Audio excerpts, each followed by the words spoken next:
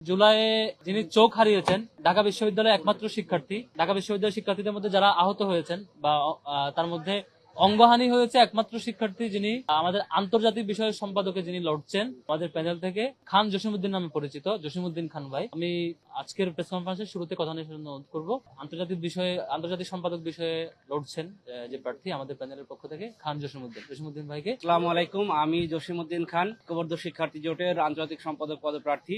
আমার ballot number 4।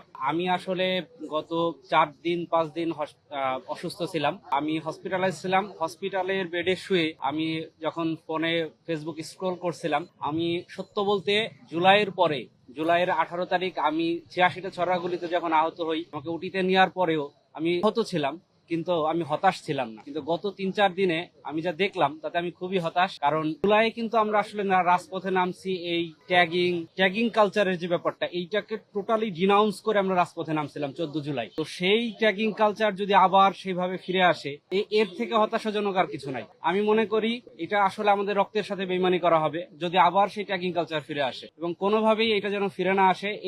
এই একটা দাবি হচ্ছে আমার সবার আগে, এই ডাকসু নিয়ে কথা বলারও আগে। এটা আমি মিডিয়ায় আপনাদের মাধ্যমে সবার কাছে আমি এই কথাটা পৌঁছাতে চাই যে আবার যেন আমাদের সেই জুলাইয়ের আগের আওয়ামী ফ্যাসিস্ট আমলে ট্যাগিং কালচারটা ফিরে না আসে। ডাকসুতে যখন নির্বাচন করার সিদ্ধান্ত নেই, তখন আমার মনে হয়েছিল যে এই যে জুলাইয়ের আকাঙ্ক্ষা, জুলাইয়ের স্পিরিট, সেইটাকে আমি যদি ধারণ করতে পারি, আমি আন্তর্জাতিক সম্পাদক পদে দাঁড়িয়ে আমি যদি বিশ্ববিদ্যালয়কে ইন্টারন্যাশনাল স্টেজগুলোতে রিপ্রেজেন্ট করতে পারি, জুলাইকে আমি যদি তাদের সামনে উপস্থাপন করতে পারি, তাহলে আন্তর্জাতিকভাবে রিকগনিশন বলি বা দেশের ঢাকা ইউনিভার্সিটি থেকে যেহেতু জুলাইয়ের শুরু, সেই জায়গা থেকে এই সব চিন্তা ভাবনা থেকে আমার আসা। কিন্তু এই ডাকসু নিয়ে যে এই ধরনের নোংরামি হবে, কাউকে ট্যাগিং দেওয়া, কাউকে ব্যাশিং করা, এগুলো আসলে আমি সত্য বলতে গত 3-4 দিন আমার 104 ডিগ্রি জ্বরে আমি যতটা আহত ছিলাম, যতটা ক্লান্ত ছিলাম, তার থেকে বেশি ক্লান্ত হয়েছে আমি আসলে এই ট্যাগিং বা এই ব্যাশিং গুলো দেখে। এই ধরনের নোংরা পলিটিক্স আসলে আমরা আশা করি না ঢাকা বিশ্ববিদ্যালয় থেকে। অন্তত দেখেন, ডাকসু নিয়ে সবাই কথা বলতেছে, আমারও ইশতেহার আছে বিস্তারিত, সবারই খুব ভালো ভালো ইশতেহার। সবাই তার জায়গা থেকে চেষ্টা করুক, যে নির্বাচিত হবে সে সবার প্রতিনিধি হয়ে যে ইশতেহার দিবে, শিক্ষার্থীদের যে দাবি দেওয়া, সেগুলো তারা পূরণ করার চেষ্টা করুক। কিন্তু এই যে নোংরা রাজনীতি, এই যে একজন আরেকজনের পিছনে লাগার যে রাজনীতি, এইটা প্লিজ বন্ধ করেন সবাই।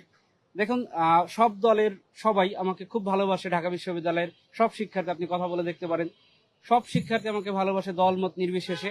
তো তাদের কাছে আমি অ্যাজ এ জুলাই যোদ্ধা, তাদের খুবই কাছের আপনজন। এবং এই যে আমি ভাই জুলাইয়ে চোখ হারাইছি, আমার এই এক চোখের দৃষ্টি, আমি এক চোখ দিয়ে চলি। আমার ভাই বিন্দুমাত্র আক্ষেপ নাই এই এক চোখ দিয়ে চলায়। কিন্তু যখন আমি দেখি যে এই আওয়ামী কালচারটা আবার ফিরে আসে, তখন ভাই মনে হয় যে আমার এই চোখ যাওয়াটার কোনো সার্থকতা নেই। দয়া করে সবার কাছে অনুরোধ থাকবে, আপনারা আমাকে ভালোবাসেন, সেই ভালোবাসার জায়গা থেকে, অধিকারের জায়গা থেকে আপনাদের কাছে অনুরোধ থাকবে, আপনারা এগুলো বাদ দেন। আপনারা যার যার আদর্শের প্রচার করেন, আপনাদের আদর্শে, আপনাদের কথায়, আপনাদের প্রচারণায় পছন্দ হয়ে ভালোবেসে যদি আপনাদেরকে নির্বাচন করে, ভোট দেয়, নির্বাচিত হয় না, ঠিক আছে, আপনারা শিক্ষার্থী সবার প্রতিনিধি।